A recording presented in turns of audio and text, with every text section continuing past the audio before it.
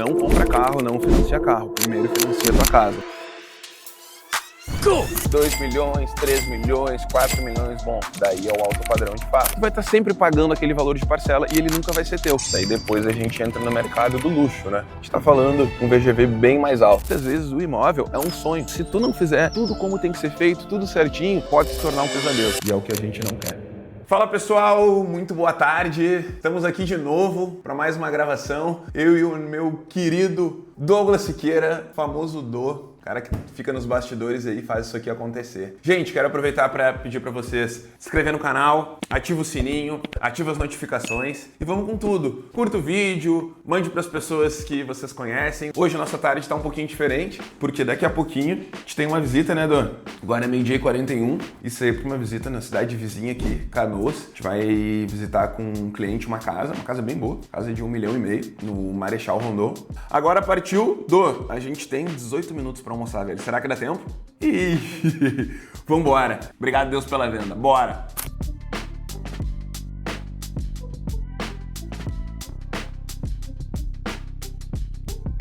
Partiu Canoas. Visitinha interessante, né? Agora o Dô me fez uma pergunta que me chamou bastante atenção. Sobre o valor da casa, né? Ser 1,5 milhão. E daí o Dô trouxe, pô, é alto padrão. É considerado alto padrão ainda sim, mas por pouco tempo, porque o valor dos imóveis estão aumentando e tudo mais, né? O que é natural do mercado, como a gente já falou várias vezes aqui no vídeo, para fazer sentido o investimento do mercado imobiliário, ele tem que valorizar ao longo do tempo. Hoje, o que é uma casa de 1,5 milhão alto padrão, provavelmente nos próximos tempos já não seja considerado alto padrão. Eu tenho visto bastante imóveis, 2 milhões, 3 milhões, 4 milhões, bom, daí é o alto padrão de fato. Daí depois a gente entra no mercado do luxo, né? A gente tá falando um VGV bem mais alto, mas 1,5 milhão ainda é considerado alto padrão aqui em Porto Alegre.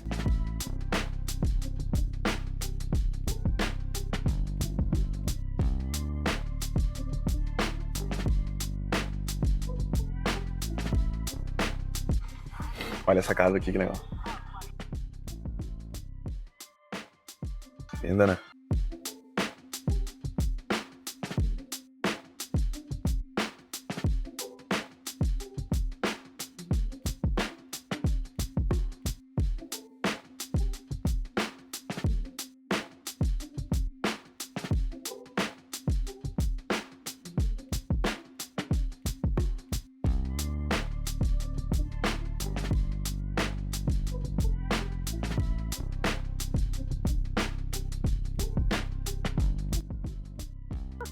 Não é um condomínio isso aqui.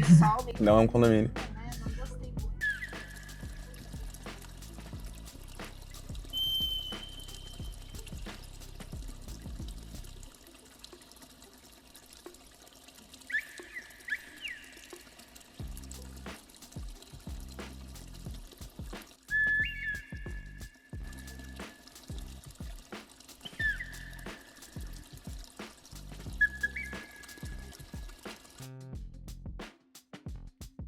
Gente, a gente tava conversando no carro ali, gravando no carro, trocando uma ideia. Faltou memória no telefone, mas a gente tava falando sobre alto padrão, né? E sobre alguns bairros de Porto Alegre. Hoje a gente tá aqui em Canoas, vocês podem ver que a gente tá no Jardim do Lago, é bairro Marechal Rondon. E esse bairro eu gosto bastante, porque é um bairro de casas. E Canoas tem uma coisa que me chama bastante atenção, porque os terrenos são enormes. Então a construção aqui é bem grande. Se for parar pra observar, a gente tem casas com uma boa metragem e com bastante pátio. A gente filmou algumas coisas aí, algumas casas. Vamos responder algumas perguntas aqui do pessoal. Ó, primeira pergunta. Imóvel é realmente um bom investimento? Depende, né? Vamos parar pra pensar se o imóvel é um bom investimento. Tu paga aluguel? Se tu precisa morar em algum lugar, precisa pagar para morar nesse lugar. É aí que começa a valer a pena o investimento. Porque se tu pegar um aluguel, tu vai morar quanto tempo num aluguel? A vida inteira. Tu vai estar sempre pagando aquele valor de parcela e ele nunca vai ser teu. Em compensação, se tu tá comprando algo, tu vai estar pagando o teu financiamento ali. Sim, tem uma parte que é juros, mas tem uma parte que é tua. No final desse financiamento, no longo prazo, o imóvel vai ser teu. Agora, na locação, não vai ser tua propriedade. Eu sempre prefiro ter o imóvel próprio e colocar ele para alugar e eu receber esse dinheiro do que eu ficar pagando a casa de outra pessoa. Principalmente que a gente consegue aqui parcelas que são idênticas ao aluguel, o mesmo valor que o aluguel. Às vezes as pessoas estão colocando para alocar um imóvel, pagando a sua parcela de financiamento. Então vale a pena? Com certeza vale a pena. Como funciona o financiamento imobiliário?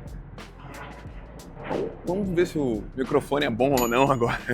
Financiamento imobiliário é quando o banco vai liberar crédito para nós. Pensa numa instituição, pensa em ti, liberando crédito para alguém. O que tu precisa ter a certeza? De que aquela pessoa vai te pagar. Então, na hora do financiamento, o banco vai fazer um pente fino em toda a tua vida aí financeira. Vai olhar o teu score, como tá o score, se tu realmente tem capacidade de financiar aquele imóvel, se tu consegue pagar, porque ninguém quer ter um prejuízo no imóvel, muito menos o banco, que é quem está emprestando o dinheiro. Então, o que é importante? Juntar toda a documentação, comprovante de residência, comprovante de renda, certidão civil, tudo para que a gente consiga mandar para o banco. Depois que a gente reuniu toda a documentação e manda para o banco vai fazer a análise e vai dizer se o crédito foi aprovado ou não. Toda vez que a gente manda para o banco analisar, ele pode nos dar 3 respostas. Uma é quando ele reprova o crédito, que é onde ele fala que não vai ter condições de pagar, que não vai emprestar o dinheiro, porque o cliente não tem condições de pagar. Segunda é quando ele aprova, e ele aprova tudo que a gente está pedindo, né? Aí é melhor cenário. E tem uma terceira que é a aprovação condicionada. O banco sempre vai analisar um comprometimento de renda com base no teu financeiro. O que isso quer dizer? Que tu sempre vai conseguir comprometer numa parcela de financiamento até 30%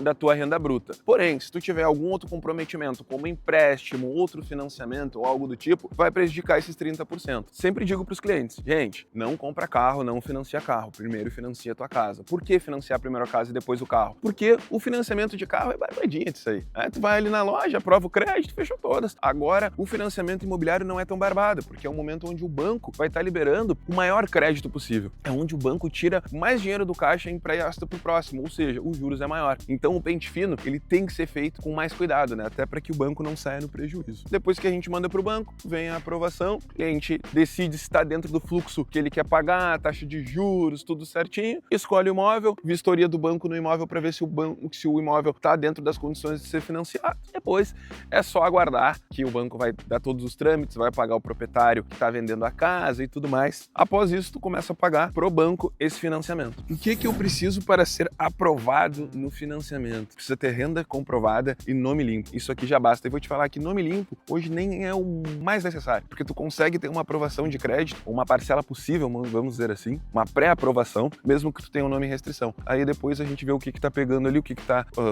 pendenciando no teu nome, para que tu consiga ter a liberação de fato do crédito. Mas basicamente, o que tu precisa? Nome limpo e renda comprovada. Quais documentos que eu preciso para comprar um imóvel? Documento de identificação, identidade ou CNH, comprovante de residência, comprovante de renda, contra-cheque, prolabore, movimentação bancária. Se tu declarou imposto de renda, declaração e mais recibo, já tá apto a conseguir o teu financiamento. Uma pergunta aqui que eu achei bem interessante, tá? Imóvel na planta é seguro? Imóvel na planta é seguro, mas depende. Não é 100% seguro. A gente vê muitos construtores se aventurando no mercado. O que acontece? Falam que vão construir um prédio e tudo mais no projeto, porém eles não conseguem entregar. Muitas vezes quebram em fluxo de caixa porque não tem expertise para fazer a obra. Então o que eu sempre aconselho? Fazer com construtoras que são fortes do mercado, procurar uma parceria com uma imobiliária que realmente seja fidedigna, que tu consiga ter a segurança de que tu vai estar colocando o teu dinheiro num empreendimento seguro. Hoje a gente trabalha, a maioria dos empreendimentos que a gente trabalha tem um vínculo da Caixa Econômica. Quer dizer que se acontecer qualquer coisa com a construção desse imóvel, a Caixa assume a obra ou ressarce os clientes com juros e correções. Há um tempo atrás, a minha mãe ela sempre teve casas de locação e tudo mais, até o apartamento. Sempre falava pra ela, né? Pô, mas não faz sentido a gente ter imóvel. Por que a gente não vende, não tenta fazer outra coisa e tudo mais? Minha mãe sempre falou, não, Lucas,